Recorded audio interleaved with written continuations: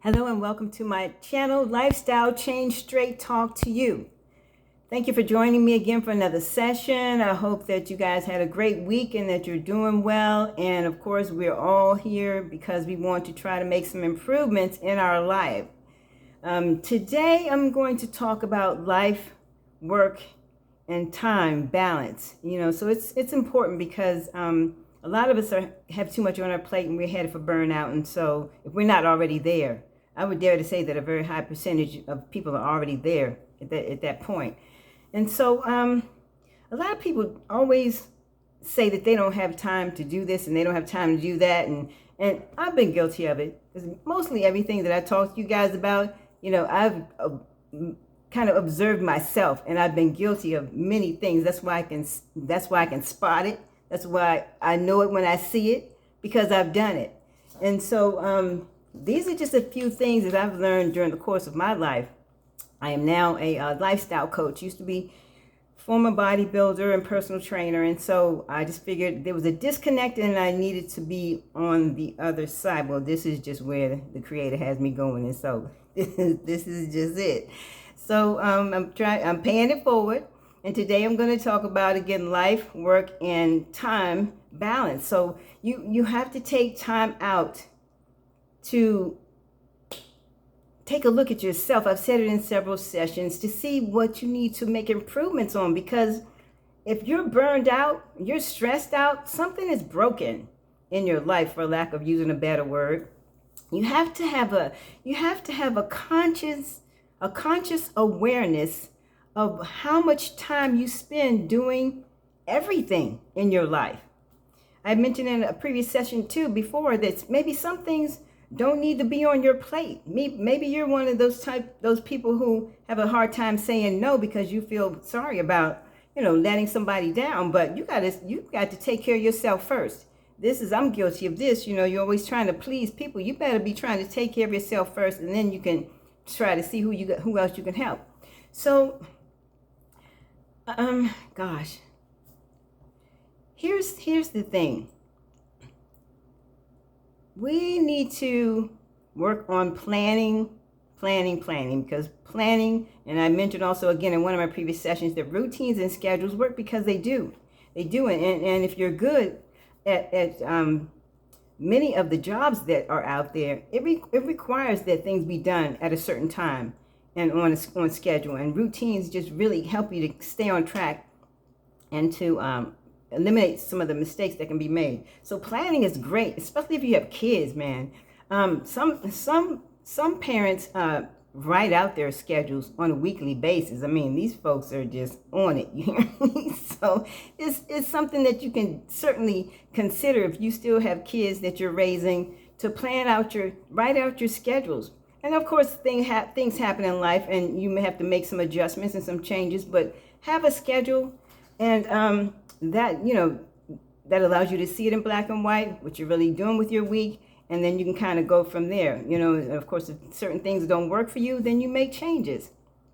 So yeah, planning out a schedule is a great idea, a great tool.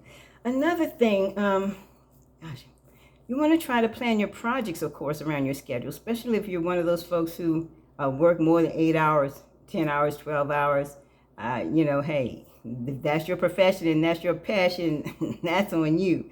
But I've always been the kind of person that I wanted to have balance in my life. And so because of that, for me, I wasn't able to do a lot of things as far as certain types of professions were concerned, because of certain types of professions, because they wanted you to put more time into the job. I would say more or less being married to the job. That's just how I looked at it. So that's on you. That's a choice. That's a choice you make in life. If it's your passion, if it's your calling, then, so be it. But, something is going to be lacking sooner or later if you don't know how to work it all into your life. Some people are really great with it. So I'm just throwing out some tips for you to consider. When you have to run your errands, you want to try to do it in the most time-efficient way. And again, like I said, you have to just kind of sit back and analyze yourself and your day, and then, go ahead and do what you need to do to make some changes. Let's see. Here's another idea too, and of course, a lot of people probably already do it. For example, I'll just use an example. When I say you want to try to use your time wisely and manage your time, say for instance, if you have to go shopping for groceries, then of course you want to go to an area where all of the main stores that you need to hit quickly, one after the other, are right there in that area. For example, I may like to go to Sprouts, and then of course I may have to go to the cleaners, and then I may have to do laundry, maybe not in that order, but I'm going to choose an area that has all of those things close by, so I don't have to go out of my way unless I'm looking for something special to get things done. So that's what I mean about trying to use your time wisely, and not just on weekends. On your job, it's across the board. So many things connect and are across the board. So if you're a good planner and organizer at work, then you should be able to do the same kind of thing at home. Let's see, another thing I wanted to mention. Excuse me.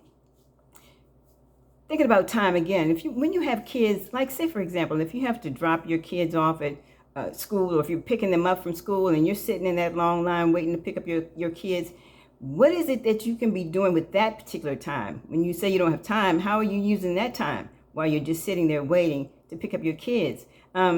Just things like that are places in your life where you can probably make some adjustments. You also may want to consider thinking about having better schedules for your kids. If certain things aren't working for your kids, oh gosh, I know some parents, of course, the kids have to go to school, they have to do their homework, they're involved in extracurricular activities. They want to go hang out with their friends. So, that's a schedule too that you have to, or things that you have to work into your schedule if you have to be involved in all of that with their life. There are times, of course, when you may want to do things the night before, the day before, the week before, the month before. For example, I'll just use the day before or the night before. Some folks who have kids, or just for myself, may want to fix their lunch at night. So when it's time to get up, or you may want to iron your clothes at night. Or you may want to, some people iron their clothes for the entire week on one day. So you have to, look at what works for you. You have to make some adjustments. You may not be happy about the adjustments that you have to make, but you may have to make some adjustments to make it flow easier for you. So things of that nature are good things to think about, to try to work into your schedule. Some parents get up at 5 o'clock in the morning, and when their kids have to be out of the door before 8, but some of them may do that because they need time for themselves. So that's another way of getting time for yourself. It's always something that you can do. Another way that you can get time for yourself is to wake up before your kids, or put your kids to bed at a certain time, and then you have the rest, a couple of hours in the evening, to yourself to unwind and do what you need to do for you. I'm just having I'm having a flashback about some friends that I have that like to take their baths at night. I'm talking about males and females, and I'm saying, hey, whatever works for you, do you, man. If that's the way you can have me time, go in the bathroom, lock the door. It depends on how old your kids are. Of course, you can't totally lock them out, but lock the door, put your music on, have your candles, your bubble bath, whatever. The old commercial we used to look at saying, Calgon, take me away. You're going to have to just do that for yourself. You can't let your family members run your life and control your time all the time. I said it in a previous session. You have to demand it, yea, command it, your time, and be serious about it. So just things that I'm throwing out that you may want to consider. Maybe you forgot about them. You need to get back to it again. We have a tendency to set these routines and these schedules, and then we get off track. So you need to get back on track. But it's about taking care of you and trying to get your life together so that, you can just, do better in your life. Let's see. Oh, of course. If I know people are busy. Get your friends to help you. If you have babysitters, they can help you do certain things. If you family members may be able to help you do certain things, you don't have to be the one doing everything all the time. And I'm thinking back to at work, how some supervisors just don't trust their employees to do the job well enough, and so they feel like they need to do it a lot of things themselves instead of delegating. Well, what you hire them for? If you, I'm just saying, what did you hire them for if you can't trust your employees to take some of the load off of you? You know, that comes under other duties as assigned. So I'm just little things that are just coming to me. Learn how to delegate. Learn how to delegate. And I'm having another flashback about a housemate that I used to live with, you know, when I was in California. And she had her teenage kids sitting in the room. They could have been studying. I don't know. They probably could have been studying. They could have been playing games. But I'm saying to myself, she worked hours, probably more than 8 hours. And then she comes home every day. I'm saying she's Asian. You know, some cultures are like that, you know, come home every day and she's the only one that's in the kitchen cooking. Well, excuse me, I'll be like, no. This is the perfect time to teach your kids how to cook. You know, you're not going to be around for them all the time. What if you're sick? Then who's going to cook? So this is what I'm saying. If you bring them into the picture and delegate some things, then guess what? You don't have to spend an hour, 2 hours cooking dinner after you've worked all day long. Hello? Is anybody there? I do that all the time. I'm just saying. Think about those types of things. So, I mean, it's just so many little things that you can change or tweak. I think it's a great idea. Bring them in, especially if they're old enough. Teach them how to cook. Teach them how to help you do this laundry. Teach them how to do a lot of things. Let them go to do some exercising with you. I want to mention this too, and this is I'm thinking about my niece and her husband. You know, they're young and 30 somethings, and excuse me. Of course, they got kids and they work jobs, but you know they make time for themselves.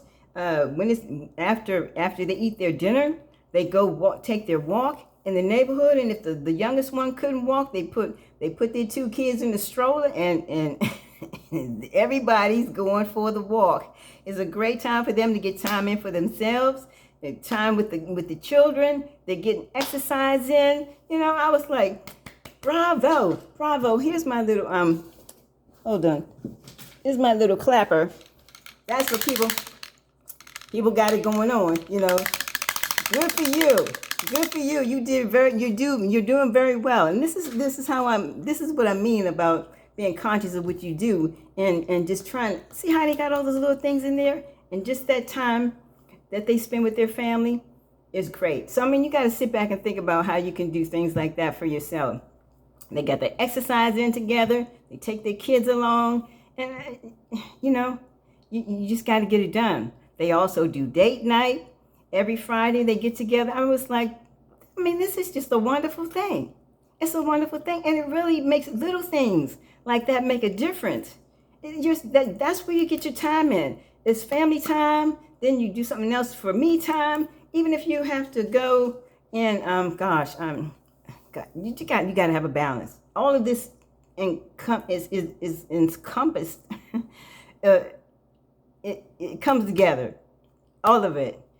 So, gosh, I'm just like all over the place as usual because the brain is like running at 1,000 miles per hour. But these are the examples that you have to sit back and say, okay, this is where I need to make some changes.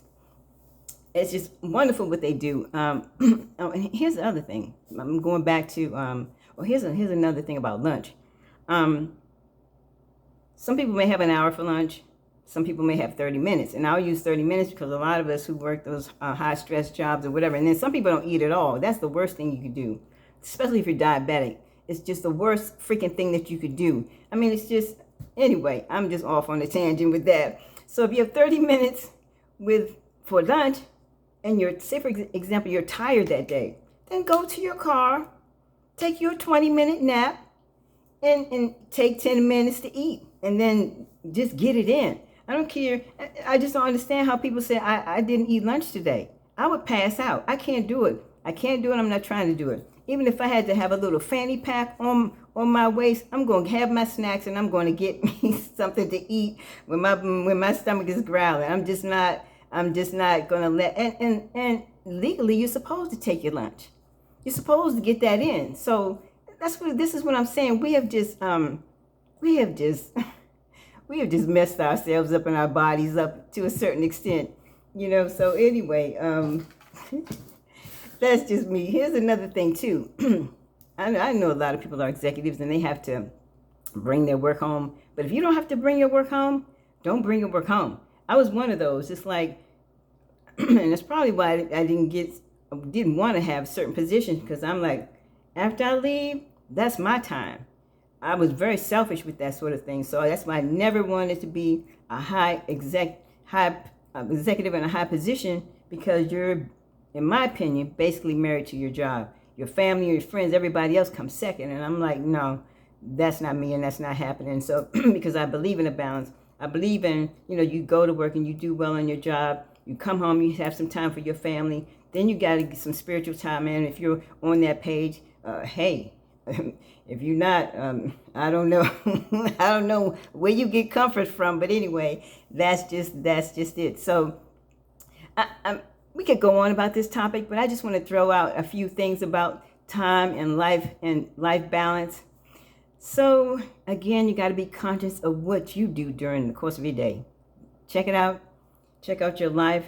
Try to make some adjustments. Try to make some improvements, because we all have room for improvements. So I'm just going to leave you guys with that. I hope you have a good rest of your day. Share my page. Subscribe. Give it to a friend who needs it. Everybody can use some improvement. Thank you, and I hope to see you guys next time. Have a good rest of your day. Bye-bye.